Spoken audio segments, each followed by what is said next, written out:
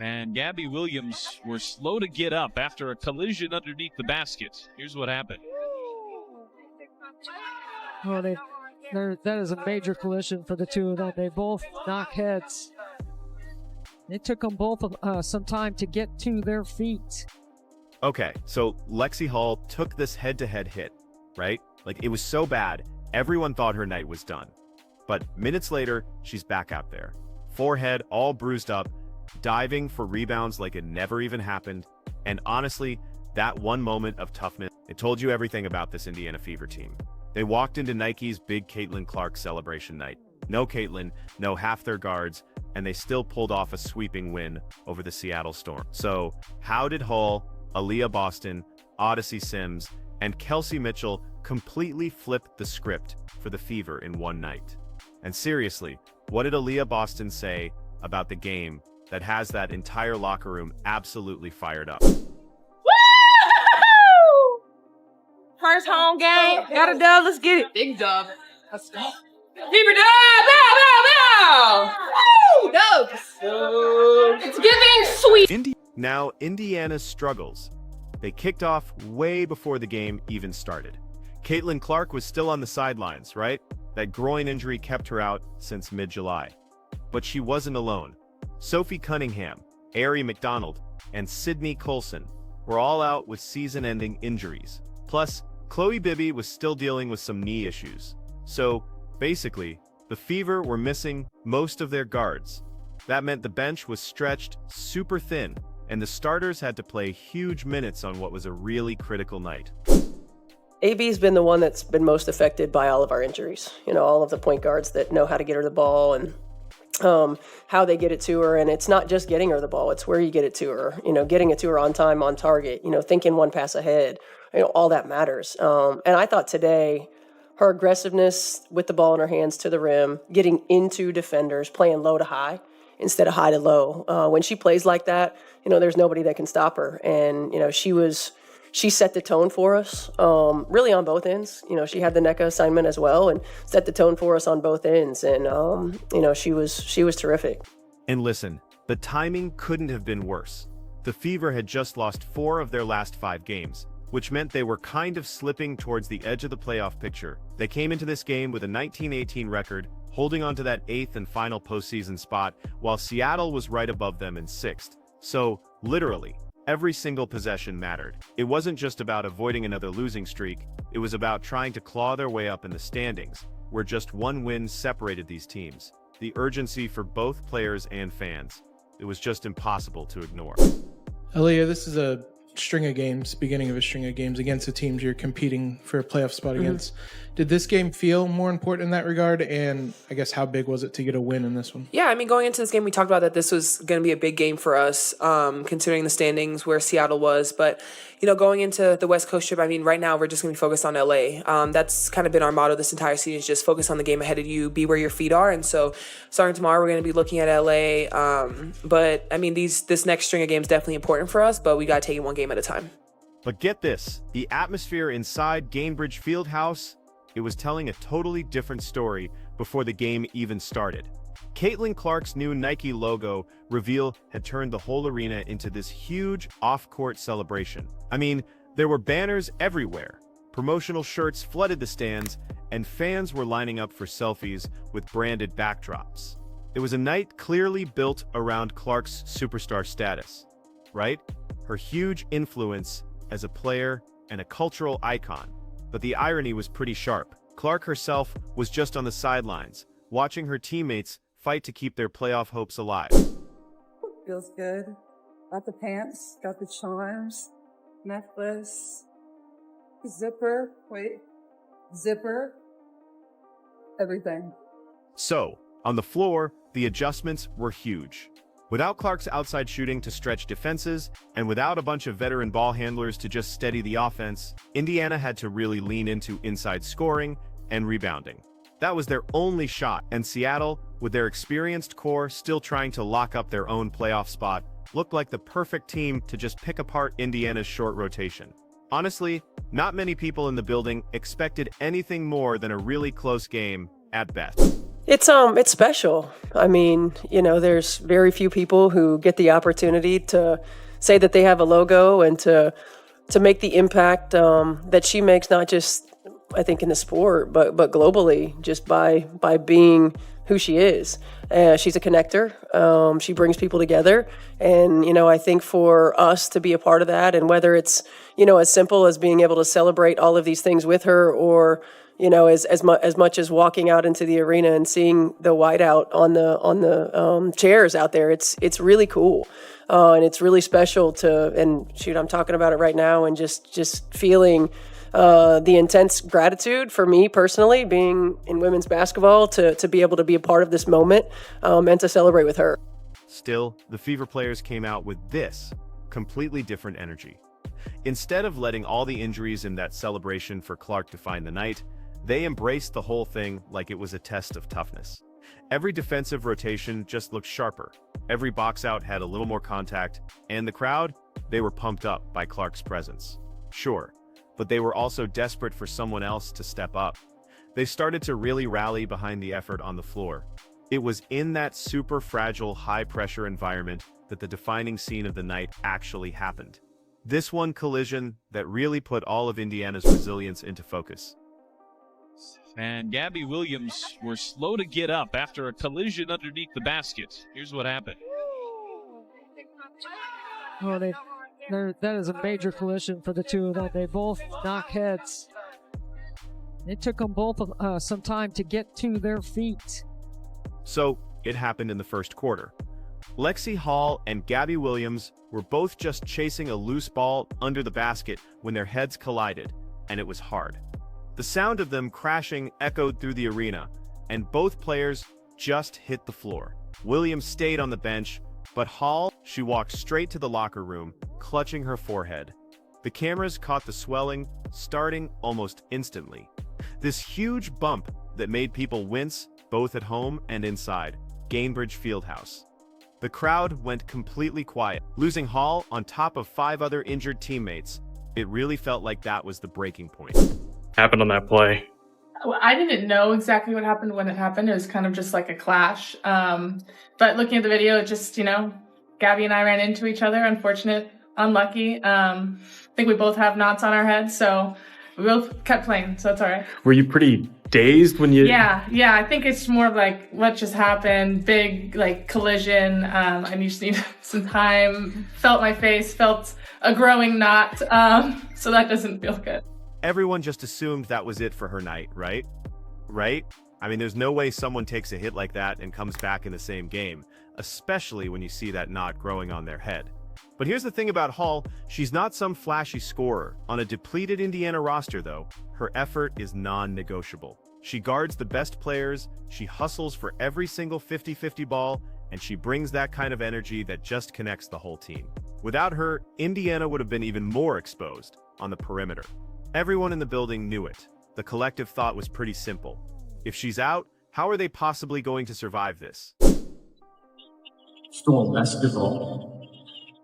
Delivery starters, Kelsey Pitcher, Lexie Hull. Second to the floor.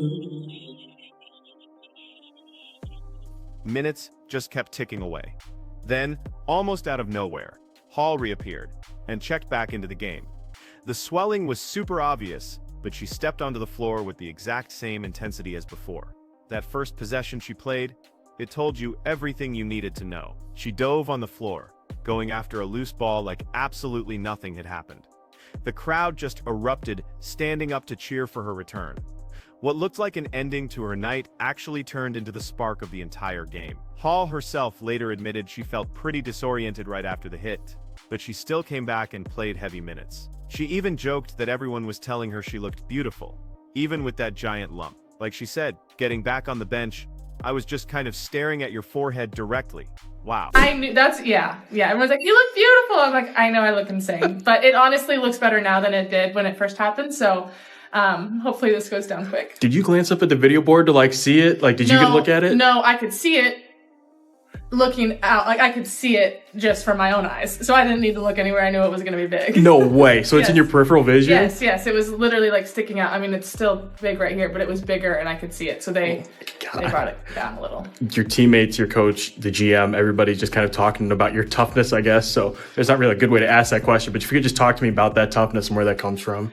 I mean, if I can play, if I feel like I can play, you know, whether or not I look good or not isn't the problem. So, I think for me, it's just the team is the most important thing. Getting wins is the most important thing. And if I can contribute in any way I can, that's what I'm going to do. So if it's playing a little injured, playing a little hurt, that is what it is. Now that decision to just keep battling, it spread through the team so fast. The bench noticed it, the starters noticed it, and Aaliyah Boston actually made it super clear later. She called Hull the definition of tough, and that wasn't just praise. It really put a name on the identity the Fever showed everyone that entire night. Lexie Hull gets hit in the head there at the beginning of the game, comes back in. If you could just speak to her toughness and what it meant seeing her fight through what sure was not very pleasant. I feel like Lexie's the definition of tough. Yes. I think when you just think of her as a player, the way that she hustles, she likes to get loose balls, extra offensive possessions. That's what she does. I mean, she got hit, she came back and just continued to contribute again, was a pest on defense, just making her presence felt, offensive rebounds, and that's just who Lexie is. So their coach, Stephanie White, she saw it the exact same way. She called that collision disgusting, but she described Hull as absolutely unshakable. White said Hull never shows if she's hurting. She just gets back up and competes every single possession. And you know what? That's exactly what she did. Yeah, I mean, that was disgusting. I don't know if y'all saw it, but I mean, it's who she is. You know, she's just a tough young woman who battles every possession, and you know, you can never tell if Lexie does, if she's hurt, if she's injured, if she goes down, if she gets back up. She just always has the same expression, and she just plays her butt off. And you know, I'm thankful that it wasn't worse. And thankful that she was able to come back. But she really kind of epitomizes the toughness and the grit of this team. And the numbers actually backed it all up. Hull finished the night with 9 rebounds and a team best plus-minus of +31. It was her sheer grit and defense that really shut down the Storm's flow, even while she was sliding into lineups that looked totally patched together. Her return completely flipped the energy in the building and basically told everyone, hey, this isn't just going to be a game about surviving. It was going to be about making a serious statement, and that toughness, it set the stage for Boston Sims and Mitchell to completely take over. Bouncing. Boston can't finish inside, but able to tap it back out. Hull tracks it down and steps into a 3 and connects. I know.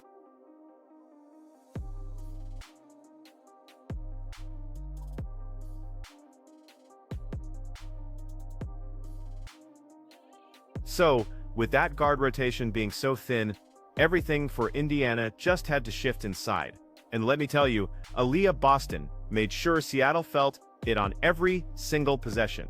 She went off for 27 points, grabbed 9 rebounds, and just made life miserable for anyone who dared to stand in her way. You could literally see her setting up deep position, creating space with her body, and finishing with this kind of power that forced the Storm to double-team her and still come up short. When a star really embraces the role of carrying an offense like that, there's just a different kind of energy, and Boston owned the paint like it was completely hers. And good hands there by Aaliyah. Boston just wrestles it away from Agumake, and here is Mitchell. Usually you'd have a 2-for-1 right here if you had Caitlin Clark on the floor, but without Caitlin Clark, you really need to get a good look. They do get a good look, and it's Boston to Mitchell. Here is Boston going at the rookie. Boston using her strength to get to the rim. That 1-4 dribble puts the shot blocker inside the cylinder of the rim. Seattle just had no answer. By halftime, you could really feel how overwhelmed their front court was becoming. Indiana out-rebounded them by a ridiculous 42-21 margin, which is something you almost never see at this level. Every missed shot just seemed to land right in Boston's hands, and with all those second-chance points stacking up, the Storm just couldn't generate any rhythm at all. Their guards tried to drive inside, but they kept finding nothing but traffic, and when nothing opened up around the arc, you could really see the frustration start to show. It felt like a completely one-sided battle inside, with Boston controlling the flow on both ends of the floor. It's just a really good job. That's what I'm talking about. An extra dribble to get Malanga inside the cylinder of the rim. It's been a strong start to the third quarter here for Indiana. An 11-point lead has grown to 16, and Boston adding to it, and one and a foul. Screen and roll, and a good seal. I say this. But she definitely wasn't doing it alone. Odyssey Sims really stepped up and played like a veteran who'd been on this stage for years. She finished with 22 points, attacking off the dribble, pushing the ball in transition, and hitting that shot that just turned the arena into total chaos. I'm talking about a deep three from the logo that dropped perfectly through the net. That single moment was so much more than just 3 points. It was Sims saying out loud that this depleted Fever team was absolutely not going to back down. For someone signed so late in the year, she looked not only comfortable, but fearless, and her pace just fueled everyone else on the floor. Aaliyah Boston and Ezzy Magbagor in the center jump circle. We are underway from Indianapolis. Odyssey Sims tracks down the jump ball and lays it in. Here is Sims, one of those newcomers, slicing through the defense and gets to the rim. I love the vertical game of the Fever right now. In this building, 2007, finished third all-time points scored. IHSA basketball history on the girls' side as Odyssey Sims knocks down a three.